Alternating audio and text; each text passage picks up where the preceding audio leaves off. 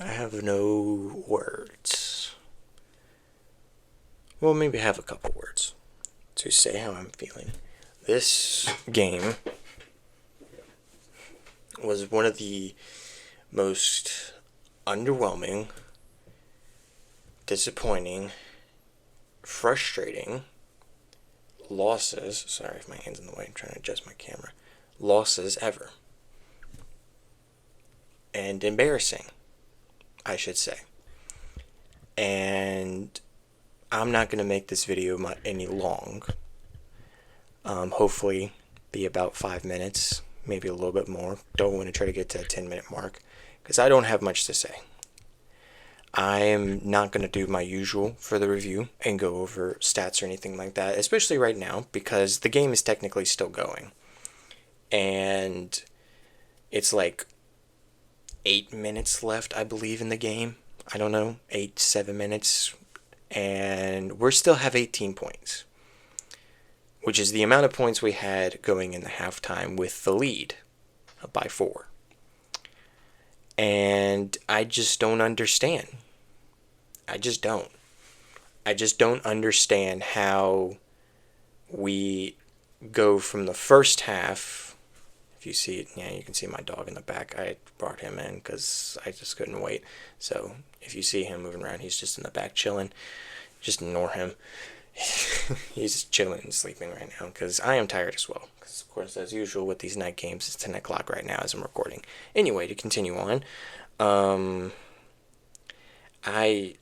it's just hard for me to even speak just because of how much this loss was.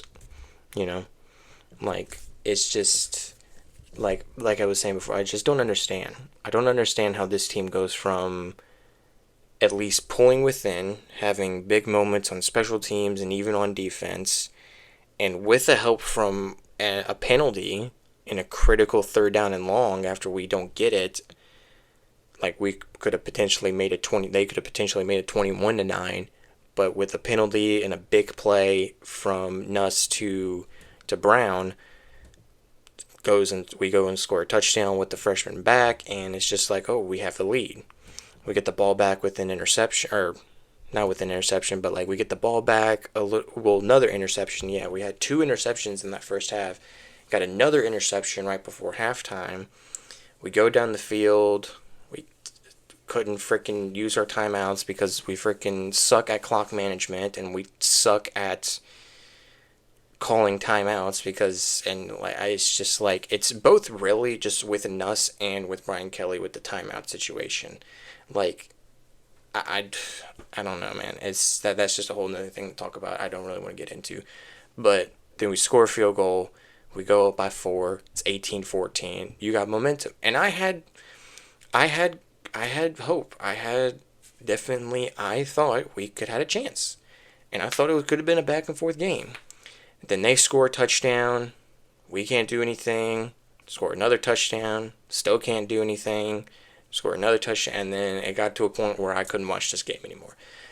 I literally stopped watching this game when they scored a touchdown to make it like 28-18 or 35-18 because I just couldn't watch it anymore. And I'm glad I'm not because it's still 18 points that we still have. It's like I don't understand how this offense goes from actually being good. Only things I thought they needed to work on was blocking and making first downs on 3rd down because they sucked on 3rd down conversions. We didn't make any in the first half. We only made I think 1 or 2 the whole game, I believe. I mean, I don't know. The game's still going on. Maybe we'll have. There's no for sure chance we're having a miracle comeback with the time that I saw when I last watched and last saw the score. But I just don't understand. And I just didn't understand with the defense. Only thing I can say is that apparently this defense and Blake Baker just doesn't have a plan. Apparently with mobile quarterbacks, we apparently don't. We can't cover against them. We can't keep our eyes on them. We can't freaking tackle them because they just shift around. We got nothing. You just got nothing. And this defense in particular, this is just so underwhelming of how this season is going. Not even just with the offensive side, the team record and all that. It's now showing the defense. Because I don't understand how you start the season as potentially talked about as a top defense in the nation. And then the past two of the past three games, you face off against a mobile style quarterback. Yes, you were great with DJ Lagway and Lenore Sellers, but apparently Diego Pavia, and of course now with Marcel Reed, you can't do crap. You just apparently have nothing. You're just like, yeah, go on by. Just go score a touchdown. No, you just let them go on by. Let them go to the touchdown. That's it, really. That's it. That's all they wanted to do. They had nothing. And again, this is probably one of the most underwhelming seasons ever in my life that I've been watching LSU. And I lived through and watched the 2020 and 2021 seasons. And those were bad seasons. Those weren't underwhelming. Maybe if you say the 2020 season was underwhelming, but because we were coming off a national championship, but those were just bad. And coming into the Brian Kelly era, you think would something be different. It hasn't.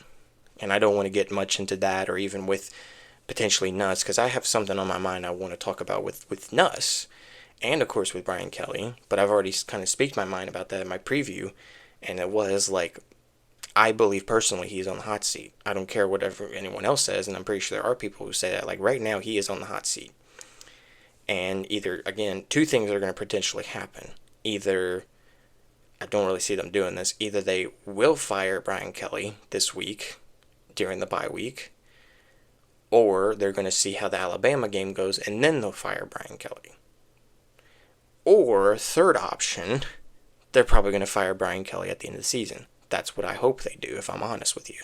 Because I really do not see Brian Kelly coaching another season with us. If you think so, maybe that's great. I don't know. But I'm saying this right now. I don't see Brian Kelly coaching at this school after this season. I'm pretty sure I will not be shocked if we see him fired at the end of the year before the bowl game. Yeah, being completely honest with you. So that's it that I have to say.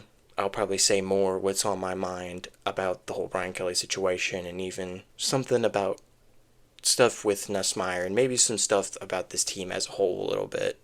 Sorry if I'm moving my camera around. My camera just keeps, because I don't want to look weird. Anyway, this is going over 8 minutes right now. It's getting close to 10. I don't want it to be 10, so I'm trying to get the time down a little bit. Anyway, trying to think of anything else that's on my mind.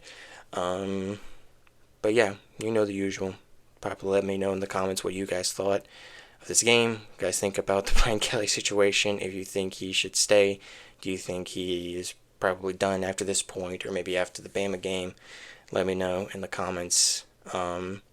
If you enjoyed this sort of slow video of mine, I'm sorry if it is like that. I'm just tired, and I just don't want to talk so loudly because my parents are asleep right now. So, and also because it's 10 o'clock, and I am tired and